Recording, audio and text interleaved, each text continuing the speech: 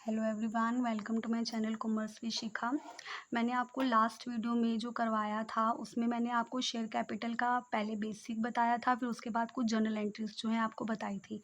अब मैं आपको बताऊंगी कि जो शेयर्स हैं वो कैसे कैसे इशू किए जाते हैं। शेयर्स, इशू ऑफ शेयर्स, ध्यान से देखो इसको। जो इशू ऑफ शेयर्स हैं वो 3 तरीके से हो सकते हैं। मतलब शेयर्स को जब कंपनी इशू करती है वो एट पार इशू कर सकती है, या एट डिस्काउंट इशू किया जा सकता है उनको, या फिर एट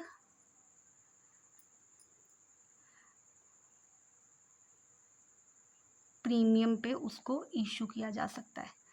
डिस्काउंट पे इशू किए जा सकते हैं, पार पे इशू किए जा सकते हैं और प्रीमियम पे इशू किए जा सकते हैं। अब सबसे पहले देखो एट पार का क्या मतलब है। एट पार का मतलब होता है कि मेरे शेयर का प्राइस अगर 10 रुपीज़ है तो उसको 10 रुपीज़ पे ही इशू किया गया है। मतलब जितना प्राइस है उतने मैंने मांगे हैं, उतने पे उसको इशू किया गया। एट डिस्काउंट का मतलब है कि अगर मेरा प्राइस 10 रुपीज़ है तो मैंने शेयर को इशू किया 8 रुपये के ऊपर।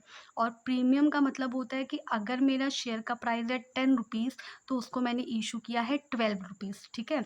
इस केस में यहाँ पे इनमें तो जो जर्नल एंट्रीज मैंने आपको बताई थी वो एज इट इज़ होती हैं, पर प्रीमियम के केस में जब अलॉट मतलब प्रीमियम जिस भी एंट्री में इंक्लूड होगा वहाँ पे हम उसको जो है रिकॉर्ड करेंगे। मतलब जब मैं ड्यू करूँगी, पहले सपोज अगर हम सपोज करते हैं कि जो प्रीमियम है वो मेरा अलॉटमेंट के टाइम पे आ रहा है, ठीक है, वहाँ पे आपको मेंशन किया होगा।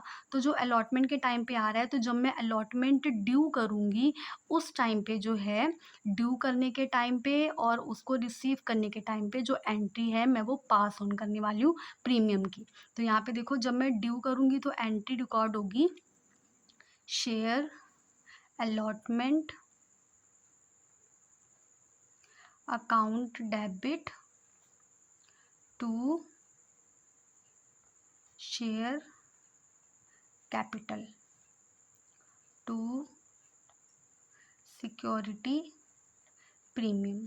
और फिर उसके बाद जब मुझे अमाउंट रिसीव होगा तो यहाँ पे जब मुझे अमाउंट रिसीव होगा तब मैं एंट्री रिकॉर्ड करूँगी bank account debit to share allotment.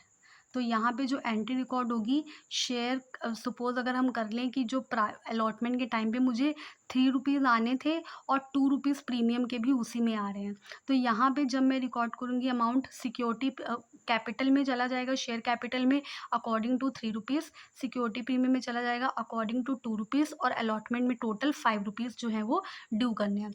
और जब मैं रिसीव करूँगी तो उस टाइम पे 5 रुपीज़ के अकॉर्डिंगली पूरी की पूरी एंट्रीज जो है वो रिकॉर्ड हो जाएंगी। क्लियर।